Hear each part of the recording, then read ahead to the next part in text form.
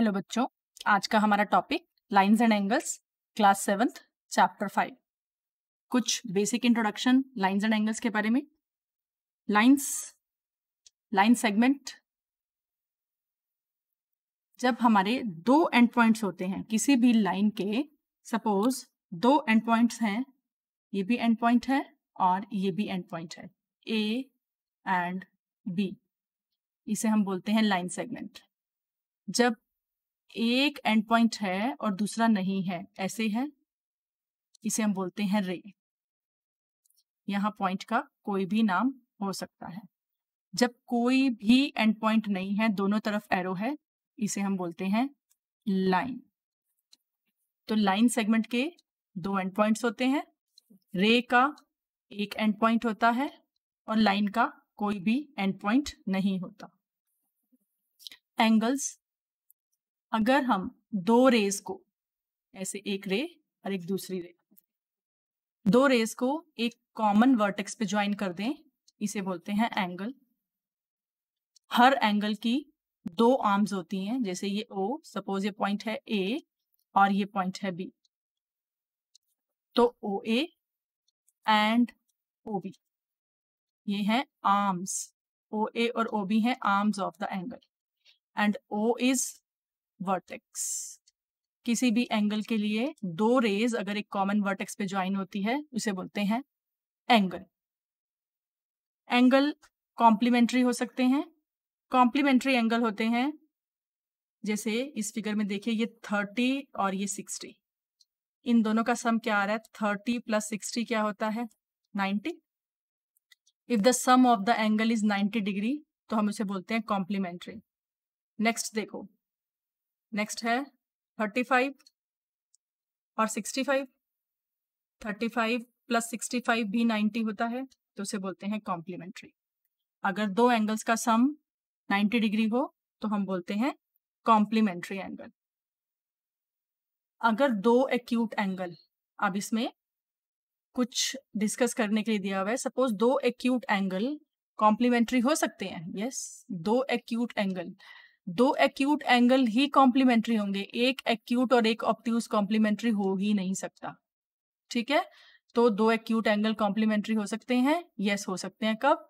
30 and 60 are the complementary. जो भी एक एंगल है आपके पास, आप उसको 90 में से माइनस कर दें तो दूसरा एंगल आ जाएगा जो कि उसका कॉम्प्लीमेंट होगा। सपोज एक एंगल है 5 डिग्री, उसका कॉम्प्लीमेंट निकालने के लिए आप उसे 90 में से माइनस कर दें, तो जो आंसर होगा वो होगा कॉम्प्लीमेंट ऑफ दैट एंगल।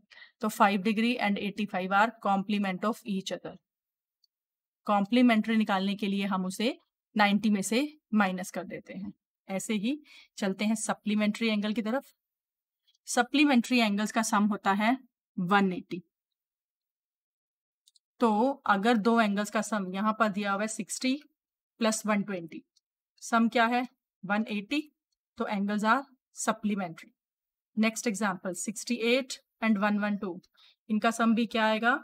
180, तो yes, they are supplementary. Recap करें जल्दी से। लाइन सेगमेंट, दो end points, line no end points, ray one end point. Angle, ऐसे एंगल जिनकी कॉमन वर्टेक्स और दो आर्म्स होती हैं। कॉम्प्लीमेंट्री एंगल जिनका सम 90 डिग्री। सप्लीमेंट्री एंगल जिनका सम 180 degree. Adjacent angle, adjacent angle में अगर आप एक एंगल के साथ वाला एंगल, इसको समझने के लिए हम एक फिगर बना रहे हैं AOBC। अब इसमें अगर ये एंगल 1 और एंगल 2, AOB, एंगल AOB और एंगल BOC, दोनों में एक कॉमन आर्म है OB और दोनों एंगल्स की वर्टेक्स भी है O, तो common vertex and common arm, common vertex होती है और कॉमन आर्म होती है, तो उसे बोलते हैं हम एडजेसेंट एंगल। एक और example, PQRS, angle PSR and angle QSR, they are adjacent angle. Why they are adjacent angle? Because QS is common arm, उनके लिए common arm है, दोनों में ही है, and S is the vertex. Common vertex और common arm होने से ही वो एंगल adjacent angle हो जाते हैं.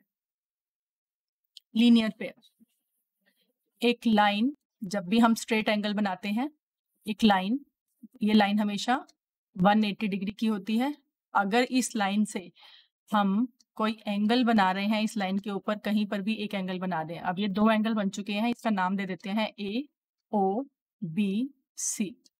इस फिगर में एक एंगल है AOB, दूसरा एंगल है AOC.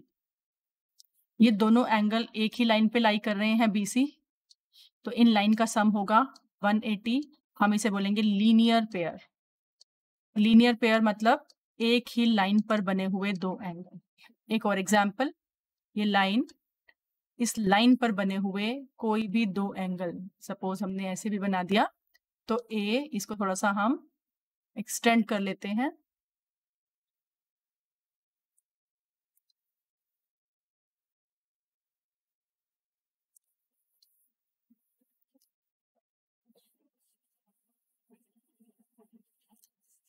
BOC, AOC and AOB दोनों एंगल BC लाइन पर बने हैं, तो इसे बोलेंगे लीनियर पेयर. और हमेशा इन दो एंगल्स का सम होता है 180.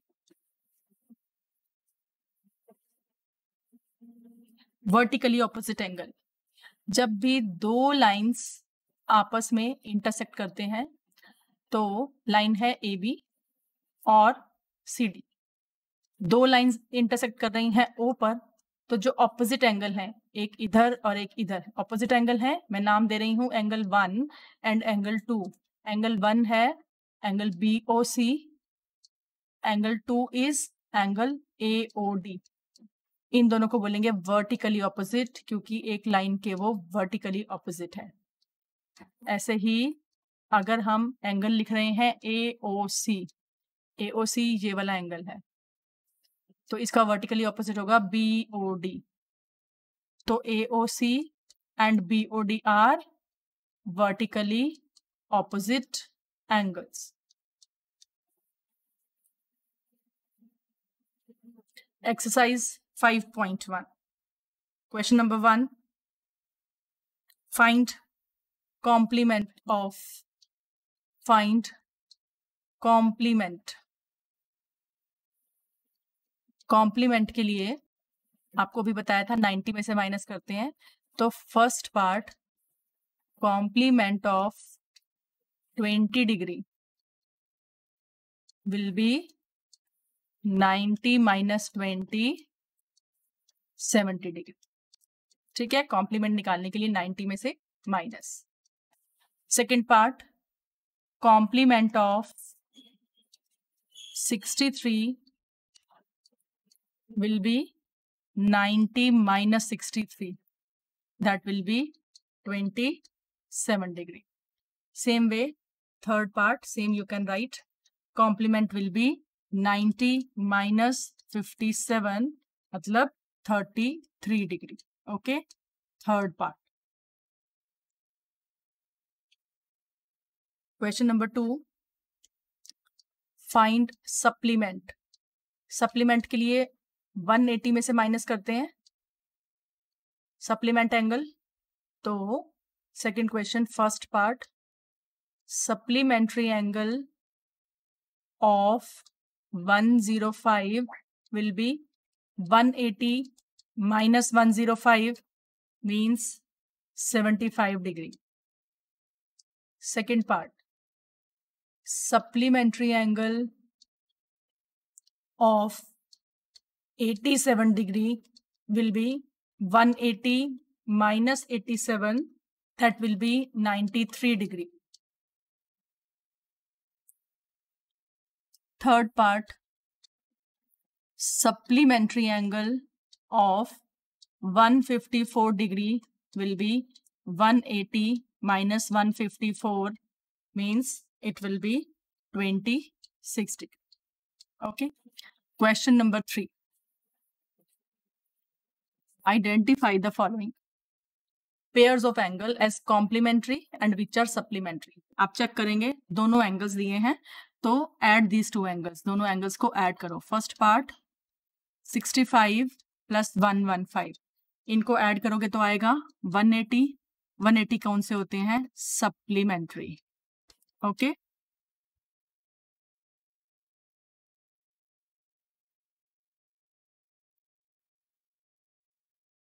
थर्ड क्वेश्चन का ही सेकेंड पार्ट करते हैं. 63 डिग्री एंड 27 डिग्री, आप इनको ऐड करोगे तो आएगा 90 डिग्री. तो ये होंगे complementary angle.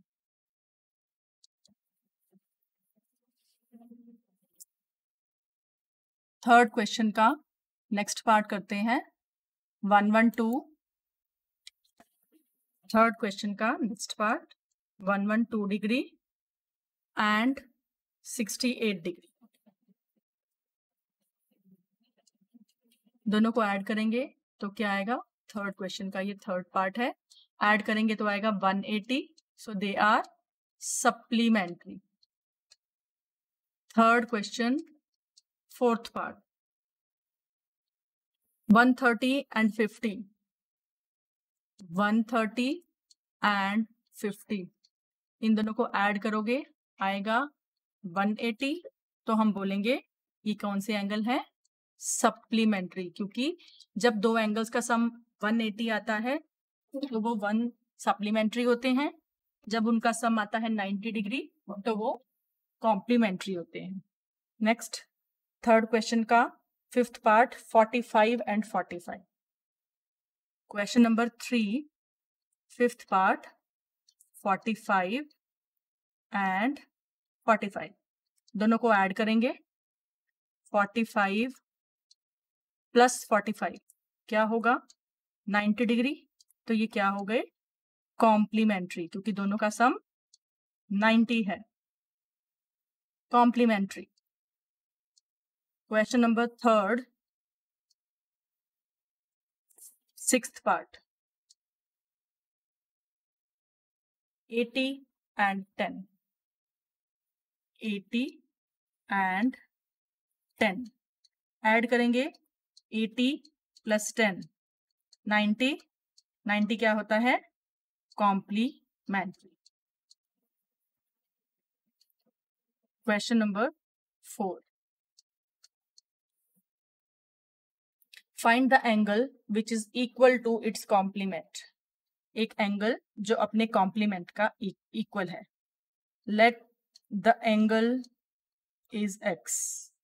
Late the angle be x. तो उसका कॉम्प्लीमेंट उसके इक्वल है. Complement will be also x, क्योंकि हमने बोला है इक्वल है. अब कॉम्प्लीमेंट में उनका सम क्या होता है? 90 डिग्री. तो x plus x 2x is equal to 90 degree. x is equal to 90 divided by 2. ये लीनियर इक्वेशन का पार्ट है. लीनियर इक्वेशन आपने किया हुआ है फोर्थ चैप्टर का. तो आंसर आ गया 45 degree. Question number 5. Find the angle which is equal to its supplement. अब फिर से let the angle is x. Angle को हम x एज्यूम कर देते हैं. सप्लीमेंट उसके इक्वल ही है तो supplement will be also x. और दोनों का सम है 180, क्योंकि सप्लीमेंट्री एंगल्स का सम 180 होता है. 2x is equal to 180 and x will equal to 90. तो आंसर आ गया 90 एंड 90 डिग्री. ओके. इससे पहले वाले फोर्थ क्वेश्चन का आंसर था 45 and 45 degree. Okay. Next question, question number 6. In the given figure, इसमें एक फिगर दी हुई है इस वाले क्वेश्चन में. This is the figure. This is the figure. 1 and 2 are supplementary. ये बोला है 1 और 2 सप्लीमेंट्री है. इसका मतलब इन दोनों का सम 180 है. अगर 1 को डिक्रीज करें, if 1 is decreased What changes should take place in angle 2? हम जितना ही 1 को डिक्रीज करेंगे उतना ही 2 को इंक्रीज करना पड़ेगा, तभी तो उनका सम 180 रहेगा. ठीक है. If one angle is decreased, 2 has to be increased by the same measure. ठीक है. तो मैं इसको लिख के बता रही हूं. If one angle is decreased, one angle में एंगल 1 लिख देना, angle 1 is decreased, angle 2 should be increased by the same measure, by the same measure, उसी अमाउंट से. आप चाहे तो एक एग्जाम्पल नोट कर सकते हैं, वैसे बुक में लिखने की जरूरत नहीं है. सपोज ये था बेटा एंगल 1 और 2. ठीक है. ये था, एक था 60, एक था 120, दोनों का सम था 180. अब सपोज इसको हमने डिक्रीज कर दिया, 50 कर दिया, 10 डिग्री डिक्रीज किया है, तो इसको 10 डिग्री ही इंक्रीज करना पड़ेगा ताकि सम 180 आए. अगर हमने इस वाले एंगल को 20 डिग्री डिक्रीज किया तो दूसरे एंगल को 20 ही इंक्रीज करना पड़ेगा 120 से, तभी आंसर सेम आएगा. ये एग्जाम्पल आपका ऑप्शनल है, अगर आप लिखना चाहें तो, नहीं तो आपका क्वेश्चन हो चुका है. Question number 7. Can two angles be supplementary if both of them are acute? Both of them are obtuse and right. अगर दोनों एंगल एक्यूट है, बोथ एक्यूट, तो दोनों एक्यूट एंगल दोनों 90 से कम है, उनका सम 180 नहीं आ सकता. अगर दोनों ऑब्ट्यूज होंगे तब भी नहीं आ सकता. ठीक है, क्योंकि दोनों ही 90 से बड़े होंगे. ये क्वेश्चन नंबर 6 था.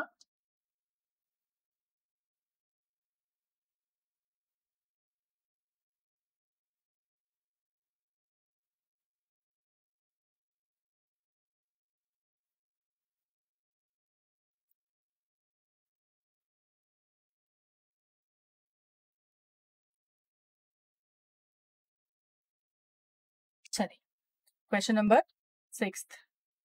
One has to be decreased, वो मैं अभी आपको शेयर कर दूंगी, आपके पास पीडीएफ पहुंच जाएगी.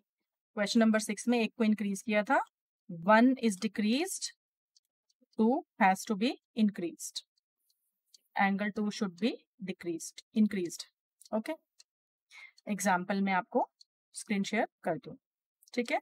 क्वेश्चन नंबर 7 था, बोथ एंगल एक्यूट, अगर दोनों ही एक्यूट होंगे तो वो सप्लीमेंट्री नहीं हो सकते क्योंकि दोनों ही 90 से कम है, नॉट पॉसिबल. बी पार्ट में था, अगर दोनों ही ऑब्ट्यूज होंगे तो भी नहीं हो सकते क्योंकि दोनों का सम 90 से बड़ा हो जाएगा. Both right, yes it is possible. अगर दोनों राइट हैं तो क्योंकि उनका सम 90 + 90 180 ही रहेगा, तो it is possible. Question number 7. ठीक है, इसमें लेस देन 90 होगा और उसमें मोर देन 90. ठीक है, तो इसलिए पॉसिबल नहीं है.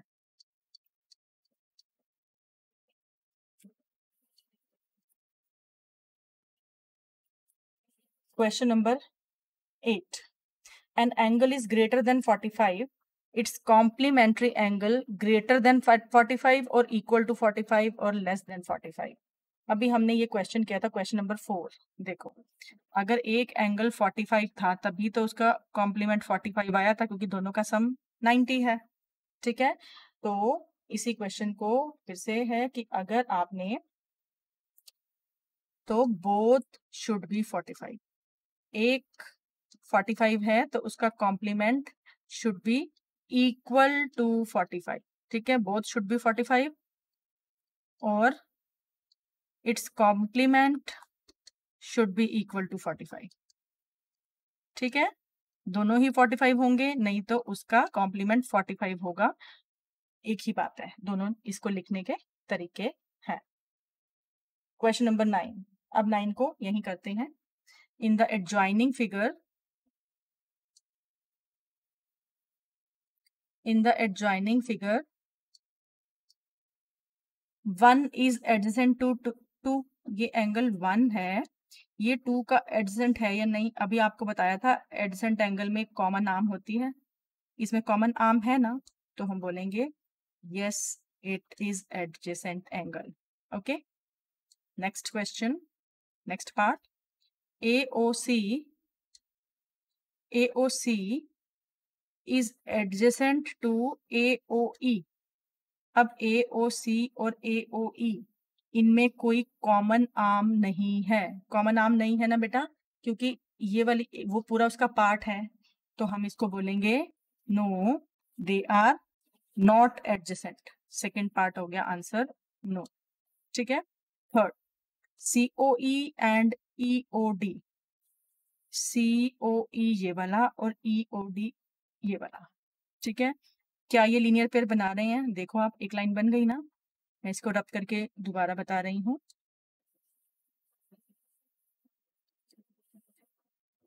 ये है COE और EOD, तो ये पूरी एक लाइन है ना, तो लीनियर पेयर है, yes it is linear pair. Question number 9 का fourth part, are BOD and DOA are supplementary.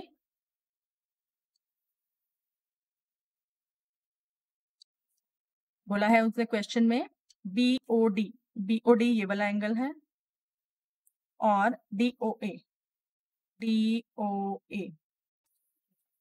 Supplementary है, ये भी पूरे का पूरा 180 है ना, लीनियर पेयर है ना, लाइन आ रही है, तो यस दे आर सप्लीमेंट्री। ठीक है, fifth question, fifth part, 1 is vertically opposite to 4। Rub करते हैं, फिर से देखते हैं, 1 और 4 सप्लीमेंट वर्टिकली ऑपोजिट है या नहीं। देखो 1 के लिए एक ये लाइन है AB और एक ये लाइन है CD, ठीक है, तो ये 1 और ये 4 वर्टिकली ऑपोजिट है ना, तो yes they are vertically opposite angles. Next question, what is vertically opposite angle of 5? Angle 5 का वर्टिकली ऑपोजिट एंगल, अब देखो एंगल 5 बन रहा है एक तो AB से और एक CD से, तो इसका वर्टिकली ऑपोजिट एंगल क्या है? ये वाला, इसका नाम है COD। Angle COD is vertically opposite angle of angle 5। ठीक है, तो चलते हैं हम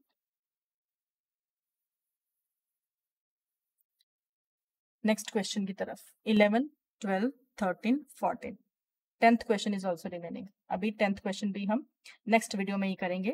थैंक यू वेरी मच बच्चों, आपको कैसी लगती है वीडियो हमें कमेंट करें, हमें बहुत अच्छा लगेगा। किसी भी चैप्टर के डाउट हो आप हमसे पूछ सकते हैं, आपका वेलकम है।